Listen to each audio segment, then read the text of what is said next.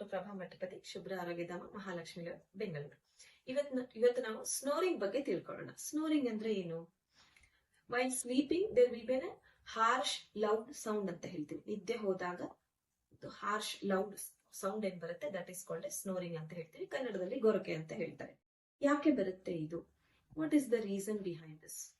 Causes ಅಂತ ಬಂದಾಗ partial blockage of the Airways ಅಂತ ಹೇಳ್ತೀವಿ. Partial blockage of the Airways ಅಂತ ಅಂದ್ರೆ ಮೆನಿ ಟೆಂಪರರಿ ಕಾಸಸ್ ಇರುತ್ತೆ. ಸಮ್ ಟೈಮ್ಸ್ ಕ್ರಾನಿಕ್ ಡಿಸಾರ್ಡರ್ಸ್ ಇದ್ದಾಗ ಅಂತ ಹೇಳ್ತೀವಿ. ಲೈಕ್ ಸೈನಸೈಟಿಸ್ ಇರ್ಬೋದು, ಎನಿ ಅದರ್ ಅಲರ್ಜೀಸ್ ಇರಬಹುದು, ಎನ್ಲಾರ್ಜ್ ಟಾನ್ಸಿಲೈಟಿಸ್ ಅಂತ ಹೇಳ್ತೀವಿ, ನೇಸಲ್ ಸೆಪ್ಟಮ್ಸ್ ಅಂತ ಹೇಳ್ತೀವಿ, ಡಿವಿಯೇಟೆಡ್ ನೇಸಲ್ ಸೆಪ್ಟಮ್ ಅಂತ ಹೇಳ್ತೀವಿ, ನೇಸಲ್ ಪಾಲಿಪ್ಸ್ ಅಂತ ಹೇಳ್ತೀವಿ. ತುಂಬಾ ಬೇರೆ ಬೇರೆ ರೆಸ್ಪಿರೇಟರಿ ಡಿಸಾರ್ಡರ್ಸ್ ಅಲ್ಲೂ ಕೂಡ ಸ್ನೋರಿಂಗ್ ಬರೋ ಚಾನ್ಸಸ್ ತುಂಬಾನೇ ಇರುತ್ತೆ.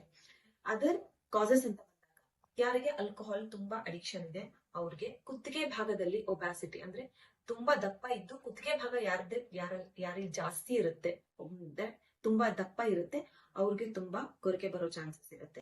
ಯಾರು ಸ್ಮೋಕಿಂಗ್ ಜಾಸ್ತಿ ಮಾಡ್ತಾರೆ ಅವ್ರಿಗೂ ಕೂಡ ಗೊರಕೆ ತುಂಬಾ ಜಾಸ್ತಿ ಬರೋ ಚಾನ್ಸಸ್ ಇರುತ್ತೆ. ಇದಕ್ಕೆ ನಾವು ಏನ್ ಮಾಡ್ಬೇಕು, ಏನ್ ಚೇಂಜಸ್ ಮಾಡ್ಕೋಬೇಕು ನಮ್ಮ ಲೈಫ್ ಸ್ಟೈಲ್ ಅಲ್ಲಿ ಅಂತಂದ್ರೆ, ಯಾರು ಸ್ಟ್ರೇಟ್ ಆಗಿ ಮಲಗಬೇಡಿ. ಯಾರಿಗೆ ಗೊರಕೆ ಜಾಸ್ತಿ ಬರುತ್ತೆ, ಸ್ನೋರಿಂಗ್ ಜಾಸ್ತಿ ಇರುತ್ತೆ, ಯಾರು ಸ್ಟ್ರೇಟ್ ಆಗಿ ಮಲಗಬೇಡಿ. ಸೈಡ್ ಅಲ್ಲಿ ಮಲಗಿ, ಸ್ಪೆಷಲಿ ಲೆಫ್ಟ್ ಸೈಡ್ ಅಂತ ಹೇಳ್ತೀವಿ. ಅಂಡ್ ಲೆಫ್ಟ್ ಸೈಡ್ ಮಲಗಿದಾಗ ನಿಮ್ಗೆ ಬರೀ ಕುತ್ತಿಗೆ ಭಾಗದಲ್ಲಿ ಮಾತ್ರ, ಯಾರು ತುಂಬಾ ದಪ್ಪ ಇರ್ತಾರೆ, ಕುತ್ತಿಗೆ ತುಂಬಾ ದಪ್ಪ ಇರುತ್ತೆ, ಅವ್ರಿಗೆ ಒಂದು ಸಾಫ್ಟ್ ಟಾವೆಲ್ ಅನ್ನ ರೋಲ್ ಮಾಡ್ಬಿಟ್ಟು ಕುತ್ತಿಗೆ ಭಾಗ ಮಾತ್ರ ಕವರ್ ಆಗ್ಬೇಕು. ಬೆನ್ನಲ್ಲ, ಬರೀ ಕುತ್ತಿಗೆ ಭಾಗ ಮಾತ್ರ ಕವರ್ ಆಗೋ ತರ ಕೆಳಗಡೆ ಇಟ್ಕೊಂಡು ಸೈಡ್ ಅಲ್ಲಿ ಸ್ವಲ್ಪ ಎಲಿವೇಟೆಡ್ ಪೊಸಿಷನ್ ಅಲ್ಲಿ ಹೈಟ್ ಅಲ್ಲಿ ಇದ್ದಾಗ ಏರ್ ವೇಸ್ ಸ್ವಲ್ಪ ಕ್ಲಿಯರ್ ಆಗಿರುತ್ತೆ. ಬ್ಲಾಕೇಜ್ ಅಥವಾ ಪಾರ್ಷಿಯಲ್ ಬ್ಲಾಕೇಜ್ ಕಾಣಿಸ್ಕೊಳ್ಳೋದಿಲ್ಲ. ಅವಾಗ ನಿಮ್ಗೆ ಗೊರಕೆ ಬರೋ ಚಾನ್ಸಸ್ ತುಂಬಾ ಕಮ್ಮಿ ಇರುತ್ತೆ. ಮತ್ತೆ ಏನ್ ಮಾಡ್ಬಹುದು? ಕ್ವಿಕ್ ಸ್ಮೋಕಿಂಗ್ ಅಂತ ಹೇಳ್ತೀವಿ, ಡಿಕ್ರೀಸ್ ಯುವರ್ ಆಲ್ಕೋಹಾಲ್ ಕಂಟೆಂಟ್ ಅಂತ ಹೇಳ್ತೀವಿ. ಮತ್ತೆ ಎಷ್ಟೋ ಜನ ಸೆಡೆಟಿವ್ಸ್ ತಗೋತಾ ಇರ್ತಾರೆ, ಸೆಡೆಟಿವ್ಸ್ ಅನ್ನ ತಗೊಂಡು ಕಮ್ಮಿ ಮಾಡ್ಬೇಕು. ನೀವು ನಾವು ಫುಡ್ ಅಲ್ಲಿ ಏನ್ ಚೇಂಜಸ್ ಮಾಡ್ಕೋಬೇಕು? ಫುಡ್ ಅಲ್ಲಿ ಅಂತ ಅಂದ್ರೆ ಸ್ಪೆಷಲಿ ಯಾವುದು ಕಂಜೆಷನ್ ಜಾಸ್ತಿ ಮಾಡುತ್ತೆ ಆ ಫುಡ್ ಅನ್ನ ಕಮ್ಮಿ ಮಾಡಿ. ಸ್ಪೆಷಲಿ ಡೈರಿ ಪ್ರಾಡಕ್ಟ್ಸ್ ಅಂತ ಹೇಳಿ,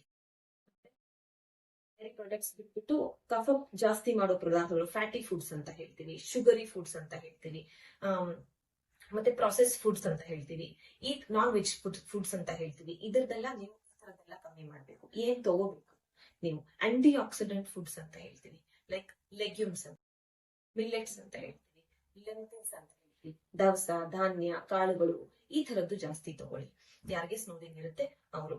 next specially vegetables, fruits ತಗೋಬೇಕಾದಾಗ freezed ಇರಬಾರ್ದು. ವೆಜಿಟೇಬಲ್ಸ್ ನೀವು normal vegetables, lots of vegetables like beetroot ಅಂತ ಹೇಳ್ತೀವಿ, ಅನಿಯನ್ಸ್ ಅಂತ ಹೇಳ್ತೀವಿ, ಲೀಫಿ ವೆಜಿಟೇಬಲ್ಸ್ ಅಂತ ಹೇಳ್ತೀವಿ. ಈ ತರದ ಕಂಟೆಂಟ್ ಇರೋ ಫುಡ್ಸ್ ಅನ್ನ ನೀವು, ವೆಜಿಟೇಬಲ್ಸ್ ಅನ್ನ ನೀವು ಜಾಸ್ತಿ ಯೂಸ್ ಮಾಡಿ. ನೆಕ್ಸ್ಟ್ ಎಷ್ಟೋ ಜನ ಆರೋಮೆಟಿಕ್ ಆಯಿಲ್ಸ್ ಯೂಸ್ ಮಾಡ್ತಾರೆ. ಆರೋಮೆಟಿಕ್ ಆಯಿಲ್ಸ್ ಎಕ್ವಿಲಿಪ್ಟಸ್ ಆಯಿಲ್ ಅಂತ ಹೇಳ್ತೀವಿ, ಅದನ್ನು ಯೂಸ್ ಮಾಡ್ತಾರೆ. ಸೊ ಅದ್ರ ಬದಲು ಶುಭ್ರದಲ್ಲಿ ನಿಮ್ಗೆ ಆವಿ ಬಿಂದು ಅಂತ ಒಂದು ಡ್ರಾಪ್ ಸಿಗುತ್ತೆ. ನೀವು ಸ್ಟೀಮ್ ಅಲ್ಲಿ ಅಥವಾ ನಿಮ್ ಕರ್ಚೀಫ್ ಅಲ್ಲಿ, ಇದು any type of respiratory disorders ಗೆ ಬರುತ್ತೆ.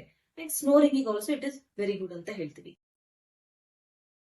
ಕರ್ಚೀಫ್ ಅಲ್ಲಿ ಸ್ಪ್ರಿಂಕಲ್ ಮಾಡ್ಕೊಂಡು ಕಂಟಿನ್ಯೂಸ್ ಆಗಿ ಸ್ಮೆಲ್ ಮಾಡೋದಾಗ್ಲಿ, this is also one of the very good medicine for snoring ಅಂತ ಹೇಳ್ತೀವಿ. ಯೋಗ ಮತ್ತೆ ಪ್ರಾಣಾಯಾಮದಲ್ಲಿ ಏನ್ ಚೇಂಜಸ್ ಮಾಡ್ಕೋಬಹುದು? ದಿನಂತಿ ಯೋಗದಲ್ಲಿ ಸ್ಪೆಷಲಿ ಅಬ್ಡಾಮಿನಲ್ ಬ್ರೀದಿಂಗ್ ಅಂತ ಹೇಳ್ತೀವಿ, ಅಂದ್ರೆ ಡೈಫ್ರಾಗ್ಮೆಟಿಕ್ ಬ್ರೀದಿಂಗ್ ಅಂತ ಹೇಳ್ತೀವಿ.